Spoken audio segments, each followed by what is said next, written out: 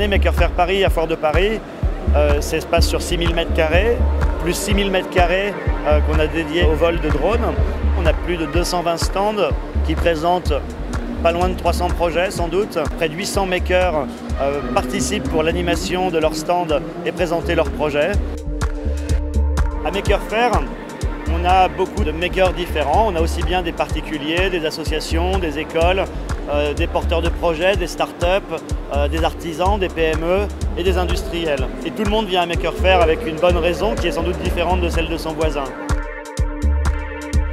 Ce qu'on cherche nous, c'est des gens qui pensent, qui font et qui veulent transmettre. Et certains de ces projets ont des impacts tout à fait différents. Certains sont des projets de hobbyistes purs et qui n'ont pas forcément vocation à se transformer en produits.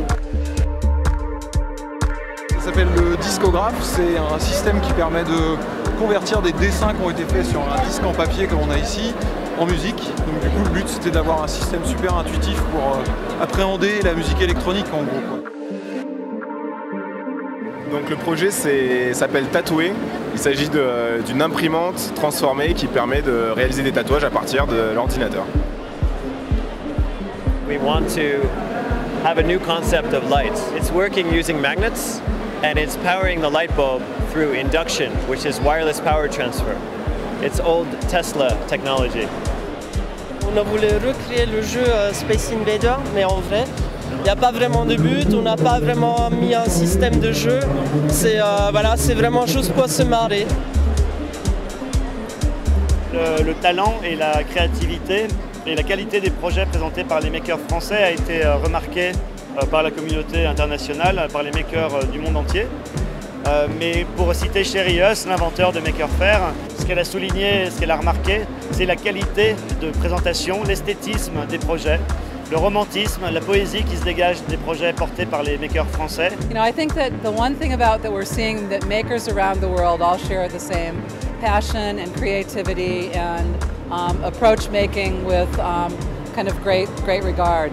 I do think that there might be a little bit, in France I've noticed there's this design feature and focus, and I believe it's because they approach their projects with a design thinking background before they start. And again, there's still more similarities than differences, but it's a real nice thing, and we'd like to figure out how to take what the French makers do around the world. So design is an important element for the future. Le Maker Movement est souvent présenté notamment par des grands observateurs américains, mais aussi des Français, comme porteurs de la troisième révolution industrielle. Aujourd'hui, à moindre frais, on peut créer, prototyper, innover, vendre, financer grâce à la foule sur Internet et lancer un produit avec très peu de moyens en fait. L'esprit maker, c'est faire des choses à partir de rien et avec ce qu'on a sous les mains et puis faire un truc qui marche à moindre coût et que tout le monde puisse reproduire. Je pense que rendre accessible aussi les outils qu'on développe, c'est vachement important. Il y a tellement de choses qui aujourd'hui sont faciles d'accès mais qui ne sont pas faites parce que les gens ont peur de le faire et n'ont pas l'impression que ça peut se faire. Enfin, on est là pour changer ça, quoi. L'esprit maker, c'est un partage d'informations, de culture et surtout un esprit commun où on n'est pas en train de se bouffer le chou et en train d'essayer de vendre absolument tout ce qu'on fabrique. Ces valeurs de partage, de communauté, de bienveillance, d'intelligence partagée, ça nous permet d'envisager un avenir beaucoup plus serein que celui qui nous est présenté tous les jours dans les journaux et par les catastrophistes professionnels. 10 and 20 years are going to be really important.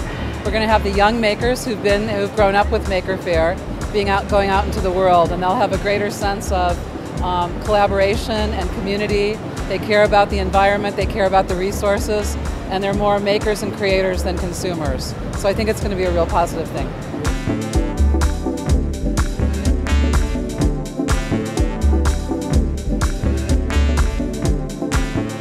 Sherry Huss, c'est avec Dale Doherty, la cofondatrice de Maker Faire. C'est super important qu'elle soit avec nous aujourd'hui. C'est avant tout une amie.